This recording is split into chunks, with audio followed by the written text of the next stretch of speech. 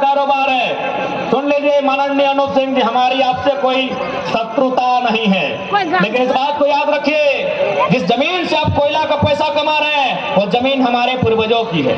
क्योंकि आपके पास शक्ति है, अभी मानते हैं, रांची से लेकर दिल्ली तक आपकी पहचान है, इसलिए बेईमानी कर रहे हैं। एक बात याद रखिएगा, सिकंदर जो दुनिया को जीतने का ख्वाब रखा था, सिकंदर भी खाली हाथ लौट के गया है। अनूप सिंह याद रखना। सिकंदर का नाम सुने हैं ना?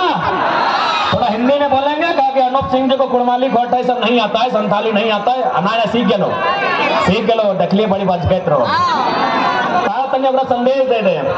हाँ अनूप भैया सुनिए, हमको पूरा विश्वास है आप मेरा वीडियो सुनते हैं, देखते हैं। अरे डुमरी चुनाव में हमरे नाम से पार कर दिल्ली, हमें पता है। तो आपसे हमारी कोई झगड़ा नहीं है, कोई शत्रुता नहीं है, लेकिन संदेश जरूर देंगे। क्योंकि आप पैसों की अथाह कमाई में अंधे हो चुके हैं कि आपको जनता की सुविधा दिखती नहीं है, विस्थापितों की समस्या आपको दिखती नहीं है, इसलिए आपके आंख में जो पर्दा है उसको हटाने के लिए दो शब्द अनूप सिंह के लिए स्पेशल कहेंगे।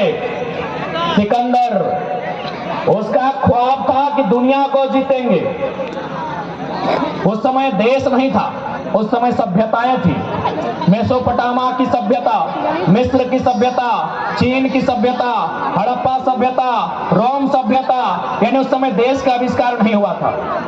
उन्होंने लगभग 2.5 सभ्यता को जीत लिया था, लेकिन मात्र 33 साल की आयु में वो मर गए। कौन? सिकंदर, जिसके नाम से आज बोलते हैं जो जीता वही सिकंदर।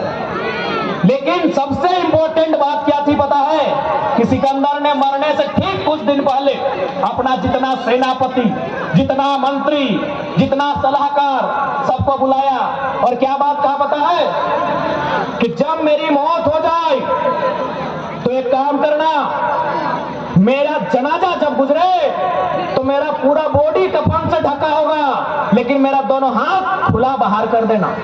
तो मंत्री ने पूछा, महाराज ऐसा क्या मतलब है इसका कि पूरा बॉडी में कफन, दोनों हाथ बाहर कर दे? बोले दोनों हाथ बाहर कर देना ताकि दुनिया को यह संदेश देना कि दुनिया को जीतने वाला सिकंदर खाली हाथ लौट के जा रहा है।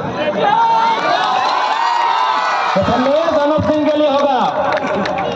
राज कितना भी कमा ले, अरबों खरबों खरबों कमा ले, खाली हाथ लौट कर जाना होगा। सिकंदर ने दूसरा बात कहा कि मेरी अर्थी को कोई मामूली आदमी कंधा नहीं देगा, मेरी अर्थी को कोई मामूली आदमी कंधा नहीं देगा। मेरे जितने भी खासम खास बड़े बड़े योद्धा हैं, तीस मार खान है, तुर्रम खान है मेरी सेना में, वही लोग कंधा देंगे। बोला सर इसका क्या मतलब है? बोला इसका मतलब है कि सिकंदर की सेना में एक से बड़े वीर थे, एक से बड़े महावीर थे, लेकिन जब मृत्यु आई वो भी नहीं टाल सके। तो आपके पास रास्ते हैं, आईएएस है, आईपीएस है, दरोगा है, बीडीओ है, सीओ है, मोर में तो क्यों नहीं बचे? तो इस बात की याद रखिए, कोई नहीं बचेगा। यह सिकंदर का दूसरा संदेश। सिकंदर ने तीसरा संदेश दिया कि मैंने जितना पैसा कमाया है मेरा बेटा बेटी किसी को नहीं देना, मेरा किसी रिश्तेदार को मेरा पैसा मत देना, हम जितना कमाए हैं मेरा एक एक पैसा सोना चांदी हीरा मोती जबरात जो भी कमाए हैं वह सड़क पे बिछा देना, और जब मेरा जनाजा गुजरे बोलना उसके ऊपर चल के पार हो। बोला सर इसका मतलब क्या है? बोले इसका मतलब है कि दुनिया को यह मालूम होना चाहिए यह धन जिसके पीछे हम भागते रहते हैं एक दिन धूल बन जाता है, इसलिए चरणों के नीचे पार होके जाएंगे।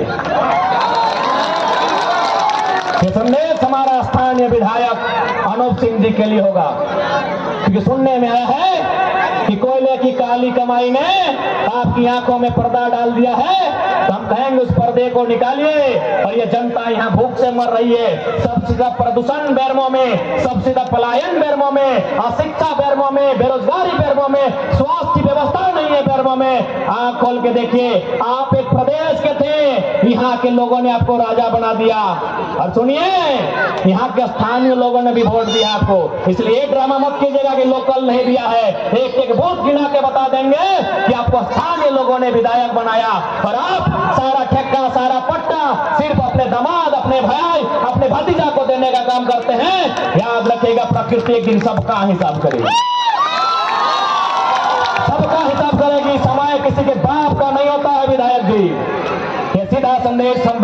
विधायक को देंगे, हिसाब से दे दीजिएगा। 23 साल बाद हिम्मत आया है झारखंड में, जो अनूप सिंह का गढ़ में अनूप सिंह को चुनौती दिए हैं।